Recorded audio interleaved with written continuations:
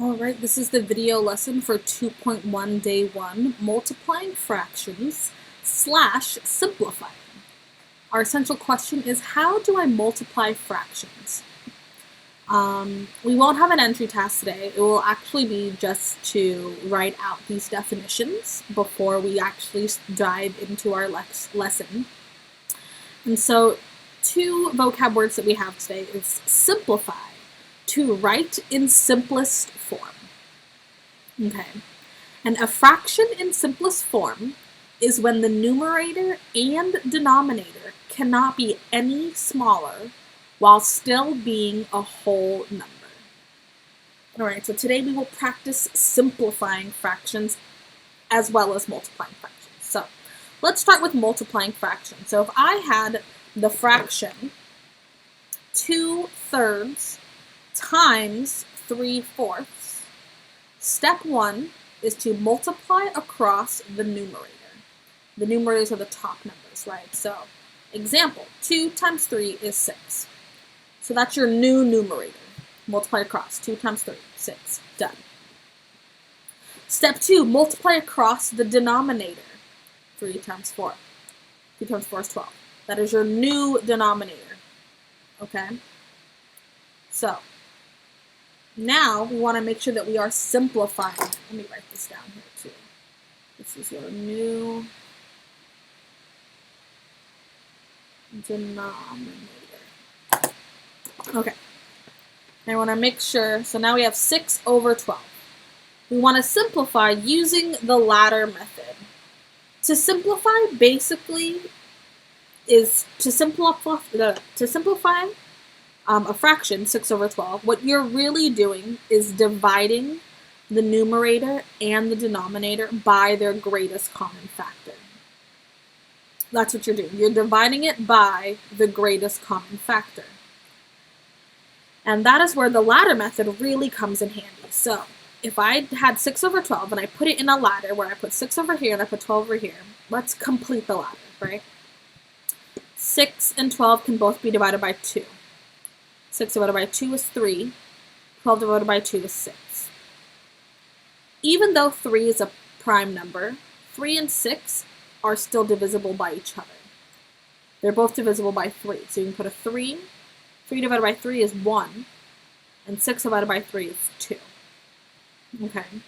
When you get to the bottom of your ladder, this number is your simplified numerator.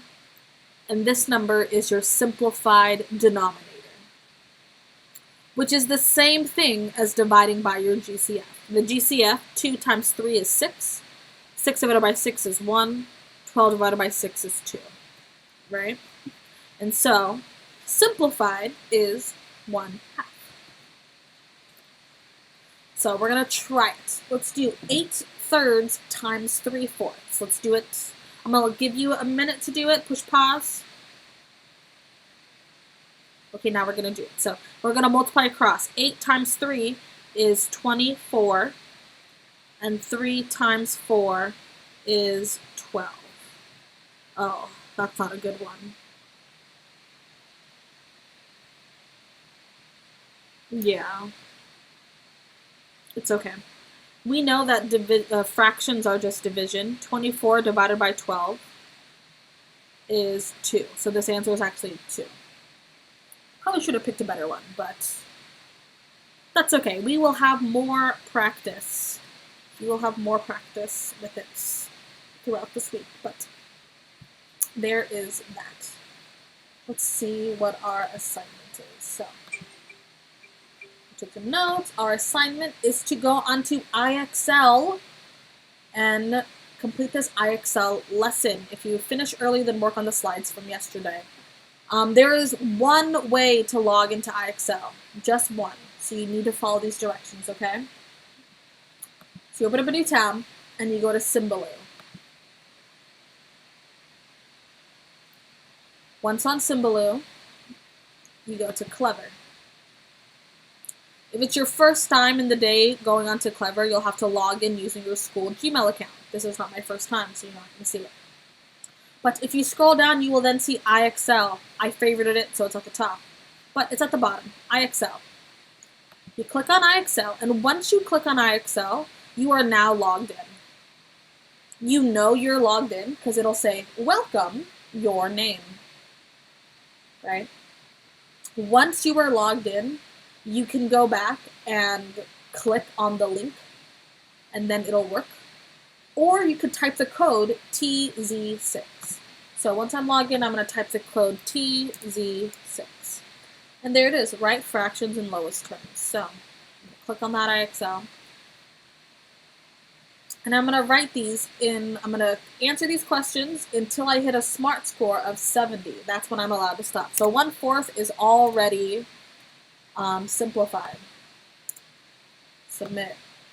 Now I got 10 points. What is 2/6? Well, I know that the greatest common factor of 2 and 6 is 2, and I can divide them by the greatest common factor. 2 divided by 2 is 1. 6 divided by 2 is 3. Awesome. 8 and 10. What is the greatest common factor of 8 and 10? I'm going to do it on a piece of paper real quick. Or I'm going to fill up my ladder, right? So 8 and 10. They are both divisible by 2. They are 4 and 5. 5 is a prime number, cannot do it anymore. So my fraction will be 4/5. Let's go back to the iExcel and see if I got it right. 4/5. There it is, right? So you keep going until you get 70, and then you're allowed to stop. You can just stop. It automatically saves it. Yeah, that's all I have today for your assignment. If you have any questions, feel free to email me. Have a wonderful day.